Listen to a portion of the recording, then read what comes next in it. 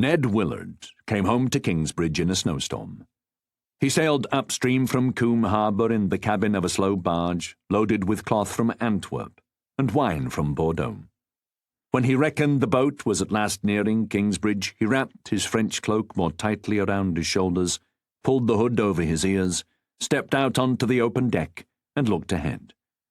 At first, he was disappointed. All he could see was falling snow. But his longing for a sight of the city was like an ache, and he stared into the flurries, hoping. After a while, his wish was granted, and the storm began to lift. A surprise patch of blue sky appeared. Gazing over the tops of the surrounding trees, he saw the tower of the cathedral, 405 feet high, as every Kingsbridge grammar school pupil knew. The stone angel that watched over the city from the top of the spire had snow edging her wings today, turning the tips of her feathers from dove grey to bright white. As he looked, a momentary sunbeam struck the statue and gleamed off the snow, like a benison. Then the storm closed in again and she was lost from view. He saw nothing except trees for a while, but his imagination was full. He was about to be reunited with his mother after an absence of a year. He would not tell her how much he had missed her, for a man should be independent and self-sufficient at the age of 18. But most of all, he had missed Marjorie. He had fallen for her, with catastrophic timing, a few weeks before leaving Kingsbridge to spend a year in Calais, the English-ruled port on the north coast of France. Since childhood he had known and liked the mischievous, intelligent daughter of Sir Reginald Fitzgerald. When she grew up, her impishness had taken on a new allure, so that he found himself staring at her in church, his mouth dry and his breath shallow. He had hesitated to do more than stare, for she was 3 years younger than he, but she knew no such inhibitions.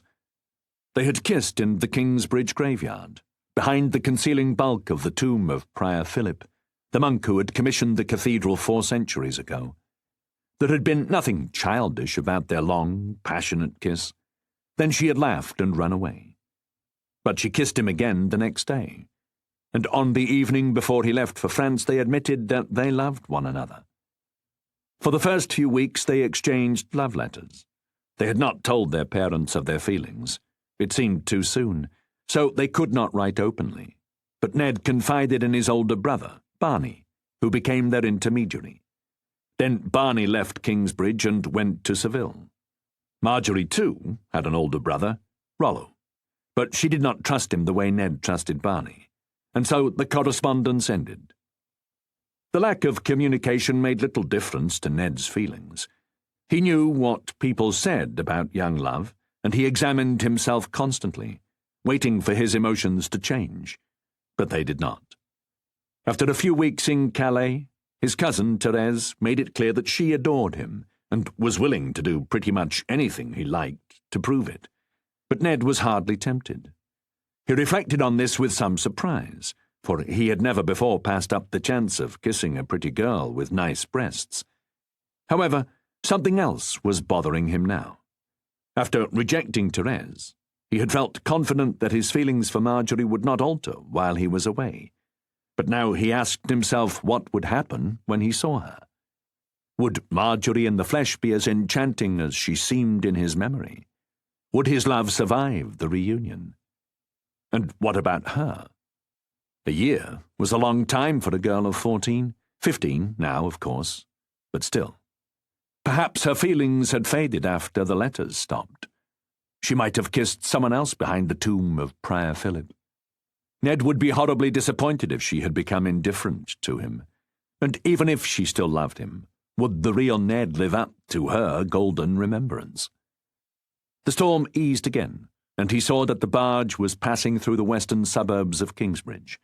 On both banks were the workshops of industries that used a lot of water: dyeing, fulling of cloth, paper-making, and meat slaughtering. Because these processes could be smelly, the west was the low-rent neighborhood. Ahead, Leper Island came into view. The name was old. There had been no lepers here for centuries. At the near end of the island was Carus's Hospital, founded by the nun who had saved the city during the Black Death. As the barge drew closer, Ned was able to see, beyond the hospital, the graceful twin curves of Merthyns Bridge, connecting the island to the mainland north and south. The love story of Caris and Merthyn was part of local legend, passed from one generation to the next around winter fireplaces. The barge eased into a berth on the crowded waterfront.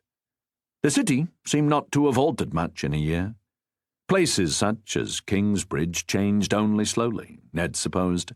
Cathedrals and bridges and hospitals were built to last. He had a satchel slung over his shoulder, and now the captain of the barge handed him his only other luggage, a small wooden trunk containing a few clothes, a pair of pistols, and some books. He hefted the box, took his leave, and stepped onto the dock.